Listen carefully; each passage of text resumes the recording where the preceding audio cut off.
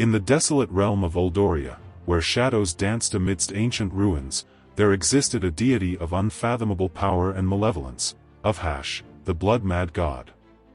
Uvhash's origins were shrouded in mystery, but legends whispered of a time when he was a benevolent protector. However, a cataclysmic event had twisted his essence, transforming him into a creature of insatiable bloodlust. His form was a grotesque mockery of humanity, his skin a sickly shade of crimson, his eyes glowing with an infernal fire. His claws were razor-sharp, capable of rending flesh with ease.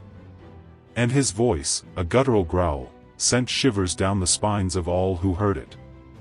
Uvhash's domain was a labyrinthine temple known as the Blood-Soaked Sanctum. Its walls were adorned with macabre carvings depicting scenes of carnage and sacrifice. The air was thick with the stench of decay and the sound of dripping blood. Within the sanctum, Uvhash held court, surrounded by a horde of bloodthirsty cultists. They were drawn to his power, willing to sacrifice their lives in his name.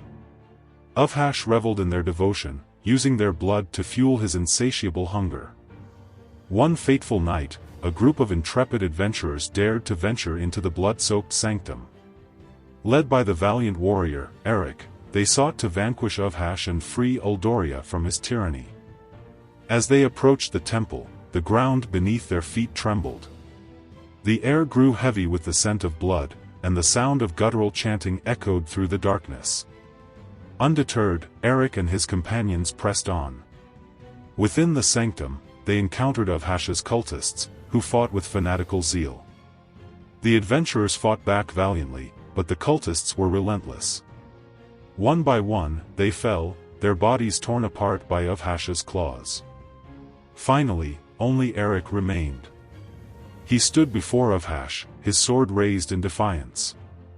The blood-mad god roared with laughter, his eyes blazing with contempt. "You dare to challenge me, mortal?" Uvhash hissed. "You are but a speck of dust in my eyes." Eric did not falter. "I will not let you destroy Uldoria," he declared.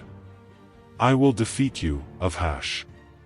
The battle that ensued was one of epic proportions.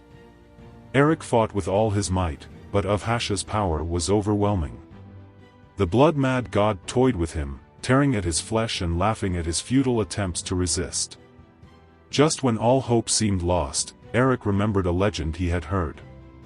It was said that Uvhash's power was linked to the blood he consumed.